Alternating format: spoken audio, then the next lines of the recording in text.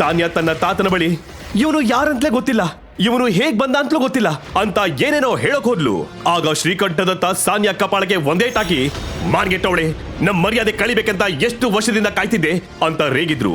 ಸಾನ್ಯಾಗಂತೂ ಆಕಾಶನೇ ಕಳಚಿ ತಲೆ ಮೇಲೆ ಬಿದ್ದಾಗಾಯ್ತು. ನಂತರ ಶ್ರೀಕಂಠದತ್ತ ಅವರು ತಮ್ಮ ಕುಟುಂಬದ ರೀತಿ ರಿಜಾಯಿತಿ ಪ್ರಕಾರ ವಂಶದ ಮರ್ಯಾದೆ ಕಾಪಾಡಿಕೊಳ್ಳಲು ಆ ಕ್ಷಣದಲ್ಲೇ ಸಾನ್ಯಾ ಮತ್ತು ಸಾಮ್ರಾಟ್ನಿಗೆ ಮಾತಾಡಲು ಅವಕಾಶ ಕೊಡದೆ ಇಬ್ಬರಿಗೂ ಮದುವೆ ನಿಶ್ಚಯ ಮಾಡಿದ್ರು. ನಂತರ ಶ್ರೀಕಂಠದತ್ತ ಅವರು ಕೋಪದಲ್ಲಿ, ಸಾನ್ಯಾ, ಇವತ್ತು ನಡೆಯೋ ಡಾನ್ ಅಕ್ರಮ್ ಅವರ ಪಾರ್ಟಿಲಿ ನನ್ನ ಮುಂದಿನ ವಾರಸ್ದಾರ ನೀನೇ ಅಂತ ಅನೌನ್ಸ್ ಮಾಡ್ಬೇಕು ಅನ್ಕೊಂಡಿದ್ದೆ. ಆದ್ರೆ ನೀನು ಈ ನೀಚ ಕೆಲಸ ಮಾಡಿ ನನ್ನ ಆಸೆಗೆಲ್ಲ ತಣ್ಣೀರಿಸ್ತೆ. ನೀವಿಬ್ರು ನನಗೆ ಮುಖ ತೋರಿಸಬೇಡಿ. ಒಂದ್ ವೇಳೆ ಪಾರ್ಟಿಗೆ ಬರ್ಲಿಲ್ಲ ಅಂದ್ರೆ ಜನ 10 ಪ್ರಶ್ನೆ ಕೇಳ್ತಾರೆ. ಬಂದು ಎಲ್ಲಾದ್ರೂ ಮೂಲೆಲಿದ್ದು ತಿಂದು ಎದ್ದೋಗಿ ಅಂತ ಹೇಳಿ ಹೊರಟೋದ್ರು. ಕುಡಿದ ಅಮಲು ಇನ್ನೂ ಇಳಿಯದೇ ಇದ್ದ ಸಾಮ್ರಾಟ್ಗೆ ಏನಾಗ್ತಿದೆ ಅನ್ನೋದೇ ಅರ್ಥ ಆಗ್ಲಿಲ್ಲ. ಇತ್ತ ಕೇವಲ ಒಂದು ರಾತ್ರಿ ಕಳೆಯೋದ್ರೊಳಗೆ